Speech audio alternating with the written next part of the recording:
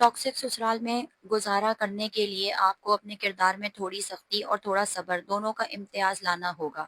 सबसे पहली बात तो ये है कि आपको इमोशनल डिटैचमेंट यानी जज्बाती तौर पर उनसे दूर होना सीखना होगा।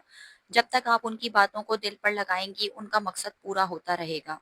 उन्हें ये पावर देना बंद करें कि उनका एक जुमला आपका पूरा दिन खराब कर सके। आपको चाहिए कि उनके सामने ग्रे रॉक मेथड अपनाएं, यानी इतना बोरिंग बन जाएं कि उन्हें आपसे कोई रिएक्शन ही ना मिले।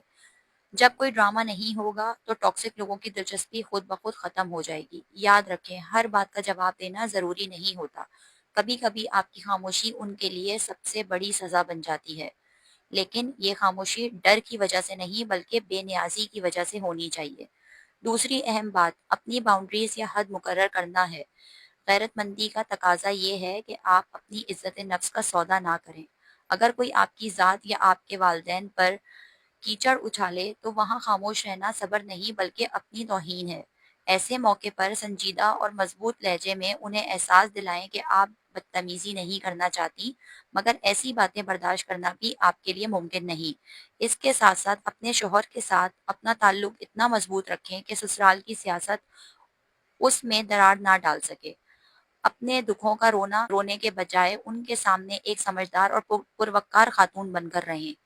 जब आपका शौहर आपकी हिम्मत और सब्र को देखेगा तो वो खुद ब खुद आपकी ढाल बन जाएगा। आखिर में सबसे जरूरी चीज ये है कि अपनी एक अलग दुनिया बसाएं। अगर आप पूरा दिन सिर्फ ये सोचती रहेंगी कि किसने क्या कहा और किसने क्या किया, तो आप अपनी सलाहियतों को जाया कर देंगी। अपने यूट्यूब चैनल, अपनी कुकिंग या किसी ऐसे हुनर पर फोकस करें जो आपको खुशी देता हो। जब आप ज़हनी तौर पर मसरूफ और कामयाब होने लगती हैं तो टॉक्सिक लोगों की बातें आपके लिए मायने नहीं रखती। एक बात हमेशा याद रखें कि जिल्लत की रोटी से बेहतर है कि इंसान अपनी आंखों में आंखें डालकर जीना सीखे। अपनी कदर आपके अपने हाथ में है। अगर आप खुद अपनी इज्जत करेंगी तो वक्त और हालात उन्हें भी मजबूर कर देंगे कि वो आपको वो मकाम दें जिसकी आप हकदार हैं। टॉक्सिक माहौल में गुजारा करने का ये हरगिज मतलब नहीं कि आप उनके रंग में रंग जाएं या उन जैसी ही बदतमीजी शुरू कर दें। असली गैरत तो ये है कि आप अपने मयार यानी अपने स्टैंडर्ड को इतना बुलंद रखें कि उनकी घटिया बातें आप तक पहुंच ही ना सके। जब आप उनके हर वार पर मुस्कुराकर रास्ता बदल लेती हैं